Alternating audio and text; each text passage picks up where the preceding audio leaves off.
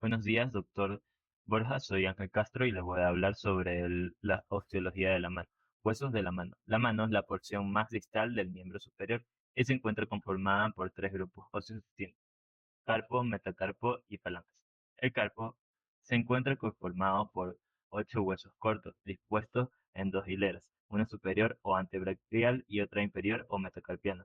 La fila superior está formada del lateral a medial por los huesos escafoides, semilunar, piramidal, pisiforme. Fila inferior comprende 4 huesos que son de lateral a medial: el trapecio, trapezoide, hueso grande y el hueso ganchoso. En la fila superior, escafoide o navicular. Se lo denomina como navicular porque es como un barco pequeño. Es el más lateral de los huesos de la primera fila. La cara superior se articula con la glena radial.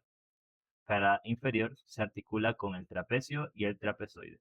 Cara anterior o palmar existe un tubérculo escafoide en el que se origina el músculo aductor corto del pulgar. Cara posterior o dorsal, ligeramente más estrecha y reducida a un surco rugoso. Cara medial, dos carillas. Carilla superior relacionada con el semilunar. Carilla inferior se articula con el hueso grande. La cara lateral, surco por donde pasa la arteria radial, ligamentos radiocarpiano, palmar o volar, del carpo al escafoides y semilunar. Este hueso se rompe muy fácilmente. El semilunar se encuentra en el escafoides y piramidal. Cara superior se articula con el radio, cara inferior se unen lateralmente con el hueso grande y medialmente con el ganchoso.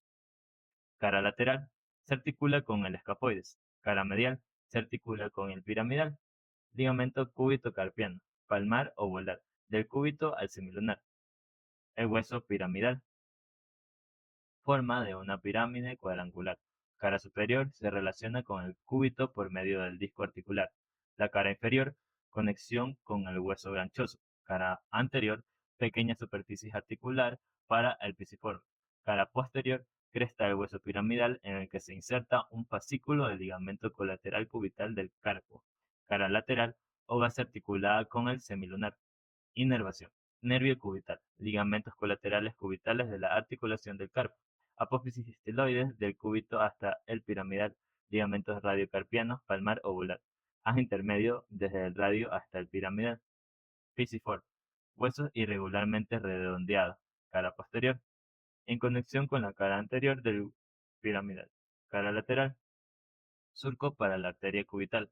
Cara anterior, parte superior, inserción del músculo flexor cubital del carpo o cubital anterior.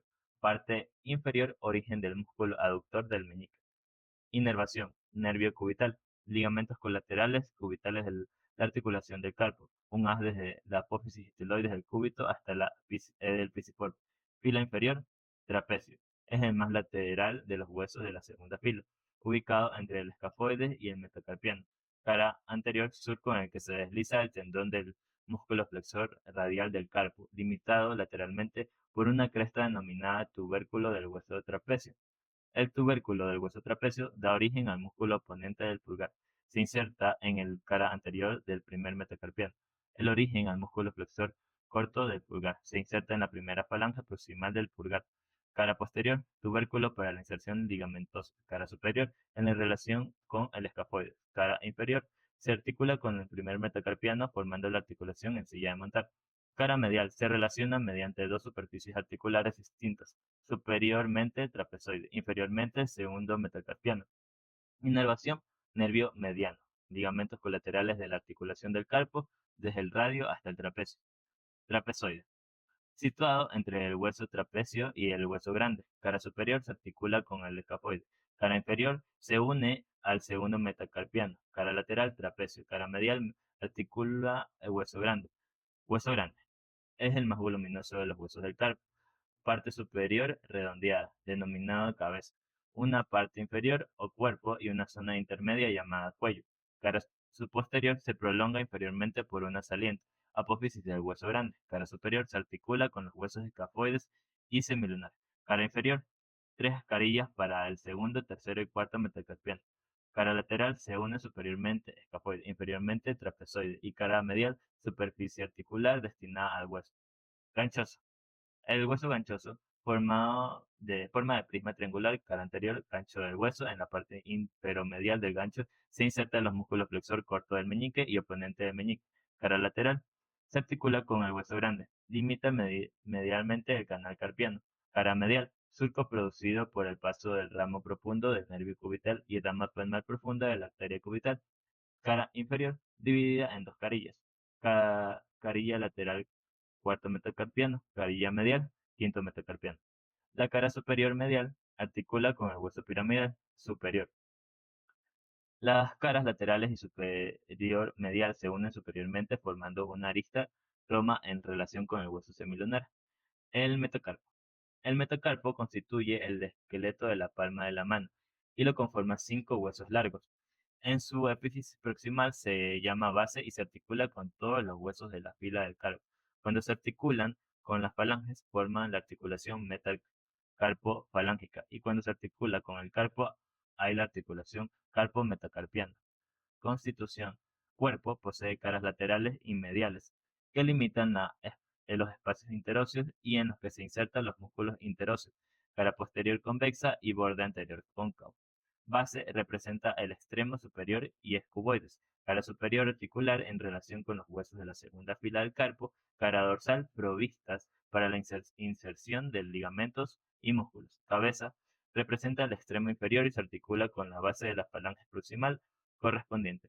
Todas sus caras laterales se articulan, es decir, la cuarta se articula con la tercera y el quinto. El tercer metacarpiano se articula con el cuarto y el segundo metacarpiano se articula con el tercero.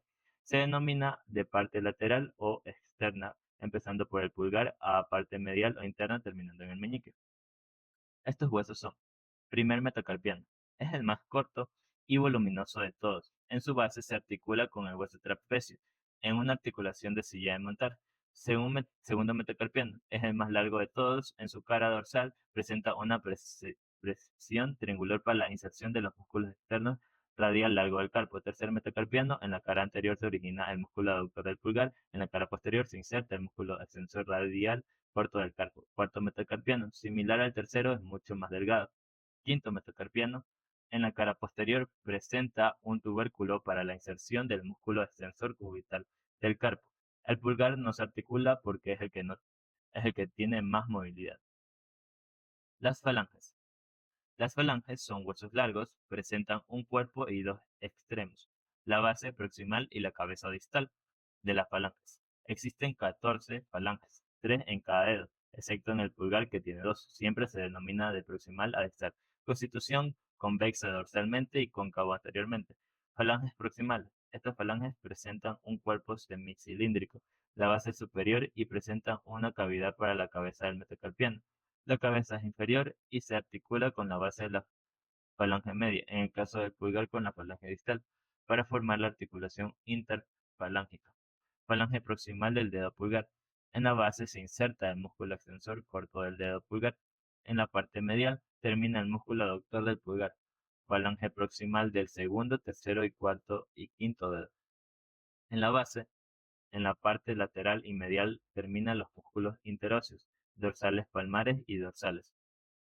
Falanges mediales. Existen solamente 2, 3, 4 y 5. Poseen dos articulaciones. Articulación interfalángica proximal. Articulación interfalángica distal. Se inserta en el borde lateral y medial del tendón del músculo flexor común superficial de los dedos de la mano. Permiten el movimiento de flexión. La cara posterior o dorsal. Cápsula articular tanto proximal como distal. Falanges distales. Las falanges distales, tienen una cara dorsal lisa y redonda, mientras que su cara palmar es de forma irregular y presenta una superficie en forma de herradura. Origen e inserción. Se articula con la falange proximal de los brazos del pulgar y en los demás dedos se articula con las falanges mediales. Las articulaciones interfalángicas distales de las manos son articulaciones troncleares compuestas por cópsulas articulares. Músculos que se insertan en las falanges. Los músculos que se insertan en las falanges incluyen los flexores, músculo flexor superficial de los dedos, flexor profundo de los dedos, y los extensores, músculos extensor de los dedos. Las falanges distales se encuentran irrigadas por el digital dorsal y por digitales palmares propios. Las falanges distales se encuentran inervados por digital palmar mediano.